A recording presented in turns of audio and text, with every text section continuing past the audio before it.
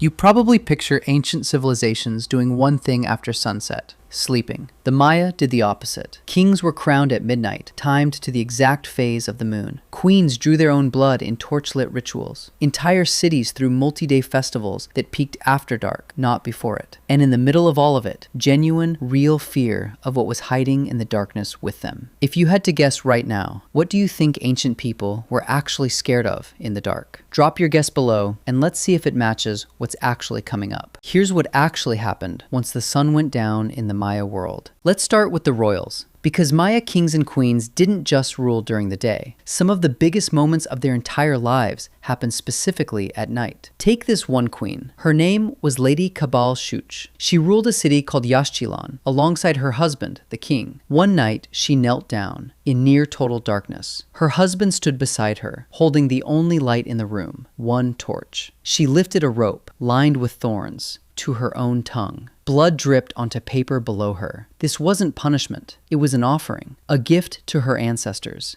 And she did this on purpose, at midnight, in front of witnesses. We know this actually happened. It's carved into stone. That stone still exists today. This wasn't rare either. Royal ceremonies were often timed around the moon on purpose. One king was crowned specifically on a night when the moon was completely full. Maya rulers believed the moon added real power to the moment. Feasts worked the same way. One city carved detailed records of a midnight celebration, drinking, dancing, former enemies celebrating together as allies, all of it lit by torches, running along entire walkways and plazas. These weren't quick dinners. They stretched across days and nights. Night wasn't just for celebration, though. It was also for war. One mural, still visible today, shows an entire nighttime battle, led by a king and his sons, soldiers, spears, chaos, rendered in the dark. Pulling off a night raid took a small army just by itself. Soldiers, scouts, torchbearers, healers, even astronomers, all working together to catch an enemy off guard.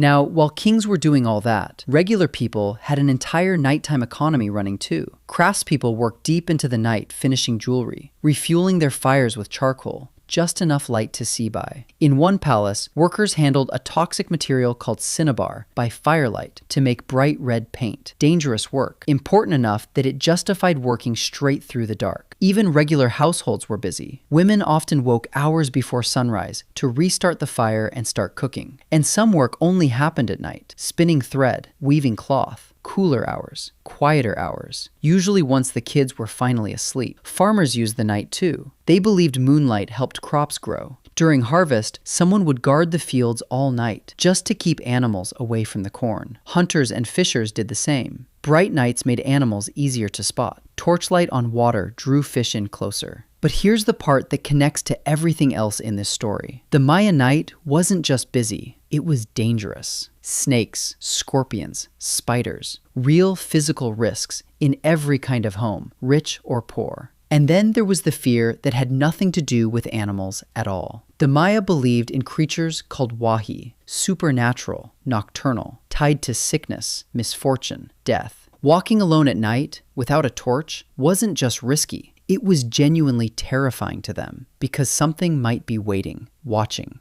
ready. Be honest in the comments. Would you have gone outside alone at night in a world where everyone genuinely believed that? I don't think I would have. Even bedtime had its own quiet rituals. Wealthier families slept on stone benches, with small fires burning nearby, just to keep the dark at bay. Regular families slept on mats, hung simple curtains for a little bit of privacy and safety once night fell. So the Maya night wasn't empty time. It wasn't just 12 hours of sleeping. It was when queens bled for their ancestors, when craftsmen worked by firelight, when farmers stood guard in the dark, and when everyone, rich or poor, king or farmer, believed the same thing. Something was out there, waiting. If this was new to you, hit like. It really helps. Subscribe if you want more of the history that never makes it into the textbooks. And tell me, which part of this surprised you the most? I read every comment.